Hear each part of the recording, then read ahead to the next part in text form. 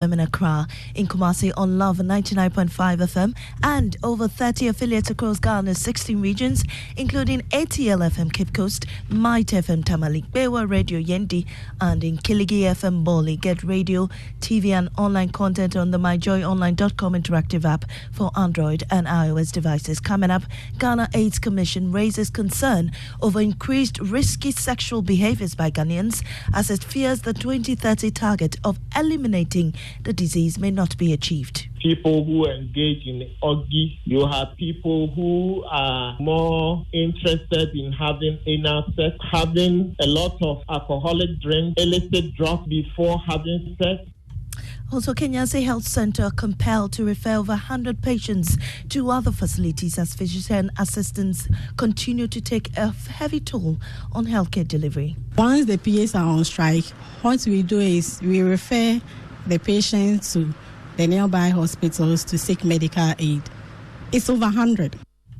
We have more as physician assistants and the Health Ministry appear before the National Labour Commission to address their concerns later today in business. Rating agency Fitch cautions huge losses imposed on bondholders under the Domestic Debt Exchange Program has significantly weakened the banking sector's capitalization.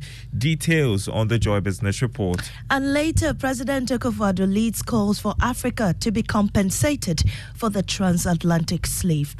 People can be compensated, in quotes, for the Holocaust. Africans can be compensated for slavery.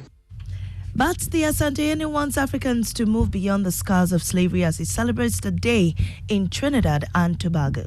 So after emancipation, what next?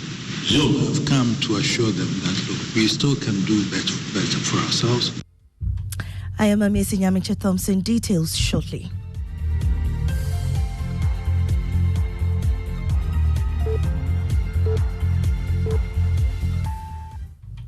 The Ghana AIDS Commission is raising concerns over increased risky sexual behaviors among some Ghanaians. Director General Steve Etiahene fears the target of eliminating the disease by 2030 may not be achieved if the situation persists. He also revealed there are more than 100,000 persons carrying HIV but are unaware and spreading it across the country. And so you have people who engage in orgy, you have people who are more interested in having anal sex, for example, having a lot of alcoholic drinks, illicit drugs before having sex. All these increase the risk of one getting HIV. We have the strategies and the tools to eliminate AIDS by the year 2030. If the level of risky behavior continue as it is today, then we cannot achieve the 2030 target. You are Director General of the Ghana AIDS Commission, Steve Etiahene. Now, health workers at the Kenya's Health Center have had to refer many patients to other hospitals in the Ashanti region as the strike by physician assistants take a toll on the facility. Nurses say over 100 clients have been turned away at the outpatients department due to their inability to manage cases with the physician assistants absent. Nana Wachi Yadom has more on the following report. It's been a week since the physician assistants embarked on a strike. Patients seeking services at healthcare centers, including CHIP compounds, are feeling the pinch. At the Kenya's Health Center, nurses say most referred patients are unable to go to bigger facilities. Once the PAs are on strike, what we do is we refer the patients to the nearby hospitals to seek medical aid. It's over 100 because all the health centers are facing the same challenges, so they visit the nearby hospitals. At the Antua Health Center, patients are mostly referred to Menchia Government Hospital. Some patients say they have been left stranded.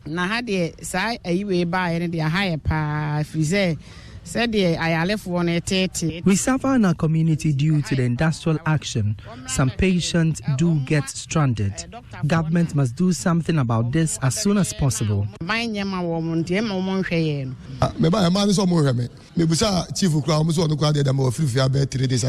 The nurses have refused to take care of them, but they still insist on not taking care of me.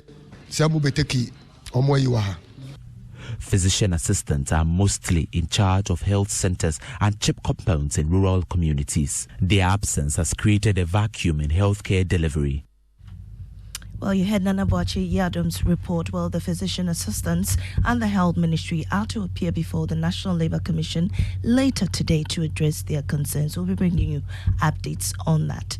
All labour unions are expected to partake in an emergency meeting on Thursday to consider government's recent proposal to restructure their pension funds. Government bowed to pressure from the labour unions to exclude pensions from the first phase of the domestic debt exchange program after the TUC and other labour unions threatened industrial action. However, Finance Minister Ken Ofori-Atta has now hinted at new attempts to restructure more debts, including pension funds. Deputy Secretary General of the TUC, Joshua Ansah, stated that the upcoming meeting aims to deliberate on the new terms of the DDEP MOU. He spoke to Evans Mensah on Newsnight. This new exchange memorandum was launched yesterday by the Finance Minister. And what we intend doing is that we want to have a copy of the new exchange memorandum. You will study it, and finally, organized labor will take a decision or a position on that. I understand this meeting has been scheduled for Thursday? Yeah, Thursday. We are starting the meeting on Thursday.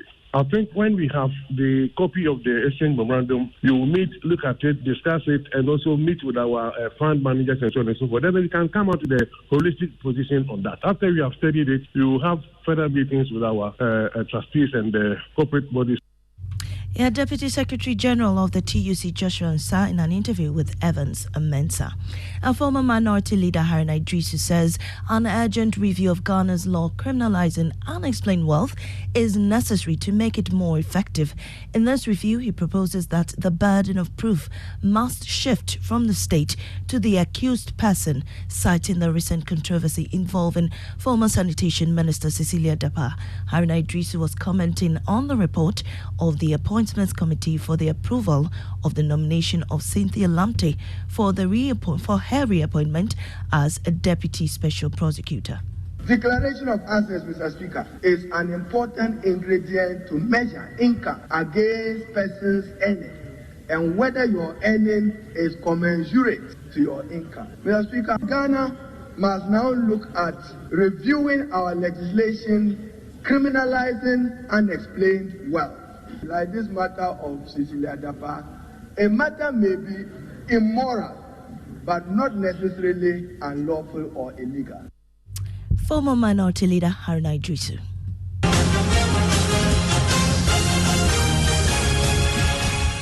Boachi Ejiakor is hoping to be among the top 5 contenders who will emerge from the 10 persons seeking to lead the new Patriotic Party. The Super Delegates Congress on August 26 is to prune the number down to 5 as the contest gets tough. Boachi Ejiakor says his message is to return power to the grassroots of the party, and he is the best to hand the NPP victory in 2024. Kwekwa Santi of our political desk has the rest of the story.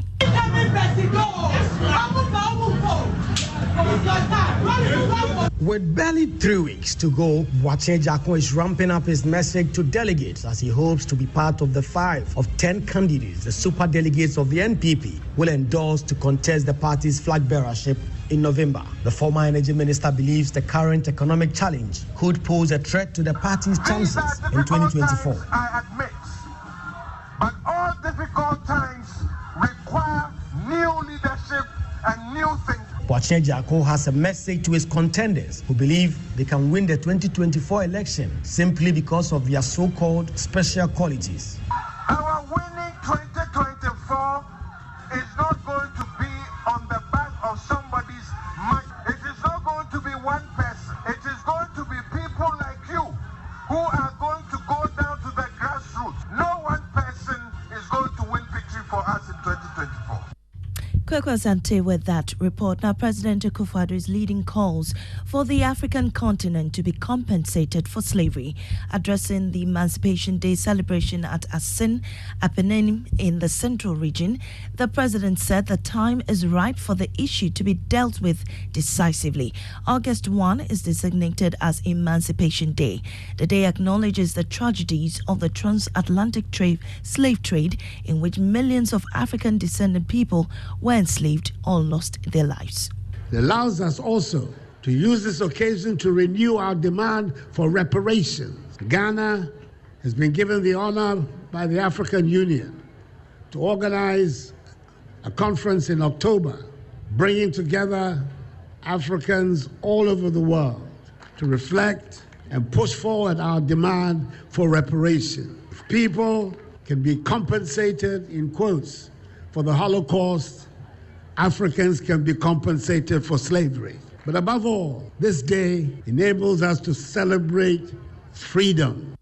And in Trinidad and Tobago, the Asante Henry Otunfo Tutu II celebrated the day with the Caribbeans. He called for unity among people of African descent across the world. After emancipation, what next? What next? We cannot continue to go out and blame the people who enslaved us. They've given us the freedom.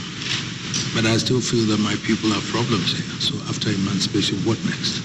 So I've come to assure them that, look, we still can do better for ourselves.